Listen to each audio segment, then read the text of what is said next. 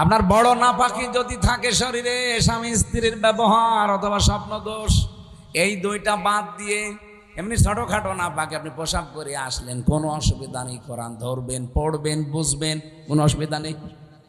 এটা ইহুদি আর খ্রিস্টানদের একটা চক্রান্ত, আমরা যেন কোরআনের সাথে লেগে থাকতে না পারি। কারণ কোরআন হুদাল লিন্নাস, মানুষকে হেদায়েত দেবে। তো দেবে কি করে? এর কাছে না আসলে দেবে? বায়্যিনাতিম মিনাল হুদা, এর ভেতরে স্পষ্ট দলিল প্রমাণ দেওয়া আছে। অল ফুরকান, হক আর বাতিল পার্থক্য করার নিয়ম আছে এর ভেতরে। যে বড় কোনো নাপাকি শরীরে না থাকলে কোরআন শরীফ ধরা পড়া বোঝাতে কোনো নিষেধ। বলেন বলেন। নবীজি টয়লেট করে বাইরে আসলেন, পায়খানা থেকে, প্রসাবখানা থেকে, বিশ্ব নবীকে গোশত দিয়েছে খেতে। নবীজি গোশত খাওয়া আরম্ভ করলেন। সাহাবীরা বলে, হুজুর আপনি ওযু করবেন না? আল্লাহর নবী বলেন, সাহাবীরা শুধু নামাজ বাদ দিয়ে পৃথিবীর কোনো কাজে ওযু করার আদেশ আমি পাইনি। এটা বাইহাকি শরীফের হাদিস। হাদিস তো আমি বানালাম। বলেন বলেন, কি বুঝলেন এখান থেকে?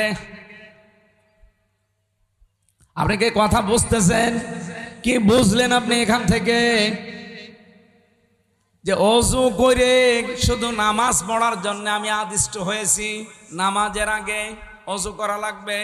ইয়া আইয়ুহাল্লাযীনা আমানু ইযা কুমতুম ইলাস সালাতি ফাগসিলু ওয়ুজুহাকুম ওয়া আইদিয়াকুম ইলাল মারাফিকি ওয়ামসাহু বিরুসিকুম ইলাল কাবাইন।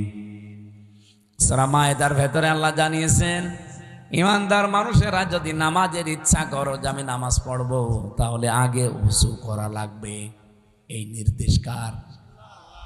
নবীজির হাদিস হচ্ছে, আমি গোশত খেয়েছি, এর আগে ওযু করার আদেশ আল্লাহ আমাকে দেয়নি। শুধুমাত্র ওযু করা লাগবে নামাজের আগে। সুতরাং রমজান সামনে, কোরআন আপনার কাছে, বাকি জীবন যদি হক আর বাতিল পার্থক্য করে চালাতে না পারেন, রমজান আসবে চলে যাবে, আপনার কিছুই হবে না। এক কথা বলেন না কেন?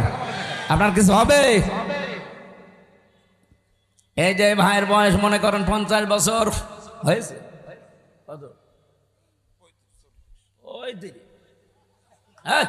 আমার 33,